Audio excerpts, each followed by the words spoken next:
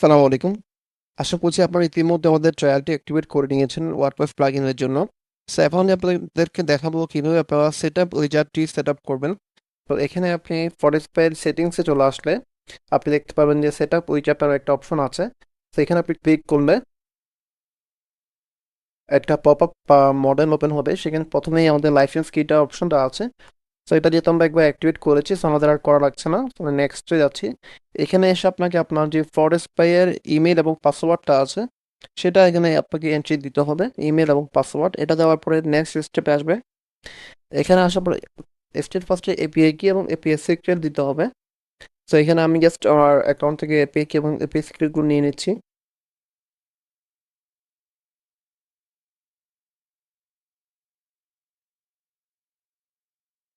Basically হচ্ছে state ফার্স্টে log in করার পরে মেনু থেকে মোড এবং মোড থেকে এপিআই তে আসলে এপিআই কি এবং এপিআই সিক্রেটটা পেয়ে যাবেন। এখানে সব নেক্সট দিবেন। এরপরে আপনার এখানে দেখেন কয়েকটা অপশন আসছে, সেটা হচ্ছে ডিসপ্লে মোড এবং স্ট্যাটাস ডিসপ্লে মোড। সো আপনাকে বেসিক্যালি এখানে কমার্সের যে ডিফল্ট স্ট্যাটাস গুলো আছে আপনি সেগুলো ইউজ করতে চাচ্ছেন, নাকি ফটোশপে যে কাস্টম স্ট্যাটাস গুলো আছে সেগুলো ইউজ করতে চাচ্ছেন। উই স্ট্রংলি রিকমেন্ডেড আপনারা ফটোশপে কাস্টম যে স্ট্যাটাস গুলো আছে সেগুলো ইউজ করেন, কারণ এটা আপনার সিস্টেমটাকে অনেক স্মুথ রাখবে। এবং default status for new order, যখন নতুন নতুন একটা অর্ডার ক্রিয়েট হবে তখন আপনি ওই অর্ডারটার স্ট্যাটাস কি দিতে চাচ্ছেন। তো আমরা এখান থেকে বেসিক্যালি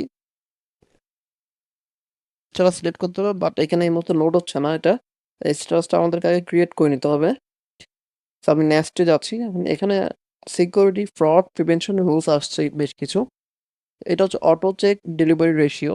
আপনি যখন কাস্টমার চেক আউট ফিল্ডে এসে ইনপুট দিবে, যে তার নাম্বারটা ইনপুট দিবে চেক আউট ফিল্ডে, তখনই হচ্ছে সাথে সাথে ফ্রড চেকটা হয়ে যাবে, অটো চেক হয়ে যাবে। এটার জন্য আপনাকে অটো চেক ওপেন করে রাখতে হবে। অ্যাকশন অন লো রেশিও, এখানে বেসিক্যালি হচ্ছে আপনার যদি কোনো একজন কাস্টমারের রেশিওটা লো হয়, আপনার যে রিকমেন্ডেড আছে যেমন ধরেন থ্রি সল্ট 50%-এর নিচে অথবা 40%-এর নিচে, এরকম যদি আপনি চান যে রিজেক্ট করে দিবেন অর্ডারটা, সে যদি রিজেক্ট করতে পারেন, অথবা অ্যাডভান্স চাইলে অ্যাডভান্স রাখতে পারেন ওই ধরনের লো রেশিও কাস্টমার গুলোর জন্য। এগুলো আমরা স্টেপ বাই স্টেপ দেখাবো পরবর্তীতে আরো ডিটেলস ভাবে। তো এই মুহূর্তে আমি এটাকে ডু নাথিং করে দিচ্ছি। ডুপ্লিকেট অর্ডার প্রিভেনশন, এখানে হচ্ছে বেসিক্যালি এটা অন করে দিলে আপনি একজন কাস্টমার, আপনি যে উইন্ডো দিবেন লাইক 12 ঘন্টা যদি লিখেন এখানে 12, তাহলে 12 ঘন্টায় আপনার মানে দুইবার কখন অর্ডার করতে পারবে না, ম্যাক্সিমাম একবার অর্ডার করতে পারবে। এছাড়া হচ্ছে এনাবল ব্লক লিস্ট এনফোর্সমেন্ট, অর্থাৎ আপনার যে ব্লক লিস্ট থাকবে সেখানে যারা থাকবে, যে আইপি বা যে নাম্বার বা যে ফিঙ্গারপ্রিন্ট গুলো থাকবে সেগুলো যাতে ব্লক হয়ে যায় অর্ডার করার সময়, এটার জন্য আপনাকে এটা এনাবল করে রাখতে হবে। এরপর আছে ইনকমপ্লিট অর্ডার ট্র্যাকিং।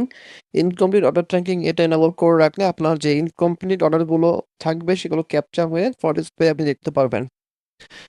এরপর আছে এক্সিট ইন্টেন্ট পপআপ, এটা নিয়ে আমরা পরবর্তীতে দেখাবো ডিটেলসে। আপাতত আমি এটাকে অফ রাখছি। এবং বাংলাদেশের মোবাইল ভ্যালিডেশন, তো বাংলাদেশে যে মোবাইল নাম্বার আছে সেটা অবশ্যই তাকে ভ্যালিড হতে হবে। এরকম একটা ভ্যালিড নাম্বার তাকে ইনপুট দিতে হবে। সে যদি আন্তাজে কোনো একটা নাম্বার দেয় সেটা সিস্টেম অ্যাকসেপ্ট করবে না। সো এটাও আপনি এনাবল করে রাখবেন। পরবর্তীতে আমরা নেক্সটে যাব। আপনি যদি চান যে এসএমএস পাঠাবেন ওটিপি, মানে যখন কাস্টমার চেক আউটের নাম্বার দিবে তখন অর্ডার কনফার্ম করার আগে একটা ওটিপি ইনপুট দিতে হবে, সেক্ষেত্রে আপনি এটা অন করতে পারেন। এবং auto SMS order status change, আপনি চাইলে স্ট্যাটাস অনুযায়ী এখানে অর্ডার ট্রিগার করতে এসএমএস ট্রিগার করতে পারবেন। আপনার অবশ্যই এসএমএসটা আমাদের ফরওয়ার্ড পেয়ে যে মার্কেটিং মার্কেটিং মেনু আছে এখান থেকে হচ্ছে আপনাকে টপ আপ করে নিতে হবে।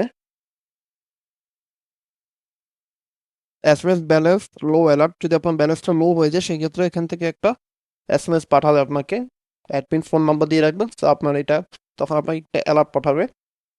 এরপর নেক্সটে দিবেন। স্টেপ 7 হচ্ছে আপনার ইনভয়েস সিকোয়েন্স সেটআপ। ই-কমার্সের যে ডিফল্ট ইনভয়েসিং আছে আপনি সেটা ফলো করবেন, নাকি ফরওয়ার্ড স্প্রেডটা ফলো করবেন, সেটা হচ্ছে এখানে আপনাকে সিলেক্ট করতে দেয়। আমার রিকমেন্ড আপনি ফরওয়ার্ড স্প্রেড রিকমেন্ড ইউজ করেন। এক্ষেত্রে আপনি আপনার মনের মতো করে একটা ইনভয়েস এখানে সেট আপ করতে পারবেন। ওকে, তো আপনি এখানে পরবর্তী নাম্বার বলেন, প্রিফিক্স বলেন, সাফিক্স বলেন, সবকিছু এখানে আপনি দিতে পারবেন। নেক্সটে ক্লিক করেন এবং এখানে এনাবল অ্যাডভান্স পেমেন্ট অপশনটাও আপনি চালু রাখতে পারেন। এই মুহূর্তে ফ্ল্যাট অ্যামাউন্ট, পার্সেন্টেজ এবং ডেলিভারি চার্জগুলো আপনি অ্যাডভান্স হিসেবে নিতে পারেন। এই মুহূর্তে কোনো গেটওয়ে এখানে এনাবল করা নাই। তো আমি এটাকে অফ রাখছি এবং নেক্সটে দিয়ে দিচ্ছি। তো আমাদের কংগ্রেচুলেশন, সেট আপ কমপ্লিট হয়ে আসছে। তো আমি গো টু ড্যাশবোর্ডে যাচ্ছি। তো এখানে এসে আমি একটু জাভা সেটিংসে যাব। সরি, আমি যাব হচ্ছে সিস্টেম স্ট্যাটাস, না অর্ডার স্ট্যাটাস, এই মেলতে। এখানে হচ্ছে আমাকে অর্ডার স্ট্যাটাসগুলো, মেলগুলো ক্রিয়েট করতে হবে।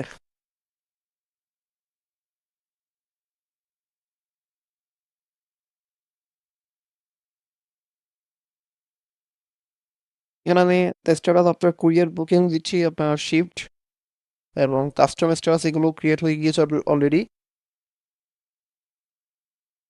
স্ট্যাটাস মেপিং আপনারা এখান থেকে করতে পারেন। আপনাদের কুরিয়ারে যে স্ট্যাটাসগুলো থাকবে, সে সরি, ই কমার্সের যে স্ট্যাটাসগুলো থাকবে সেগুলো আপনি এখান থেকে ম্যাপিং করে দিতে পারেন। এছাড়া ডিফল্ট স্ট্যাটাস আমরা অর্ডার ক্রিয়েটেড রাখতেছি। যখন নতুন একজন কাস্টমার অর্ডার করবে তখন তার স্ট্যাটাস হবে অর্ডার ক্রিয়েটেড। আমি এখানে সেভ করে দিচ্ছি এগুলোকে। তো আমাদের মোটামুটি সেট আপ কমপ্লিট। এরপরে হচ্ছে আমরা পরবর্তী ভিডিওতে আস্তে আস্তে আমাদের যে ফিচারগুলো আছে সেগুলো আমরা ইন্ডিভিজুয়াল আলোচনা করব।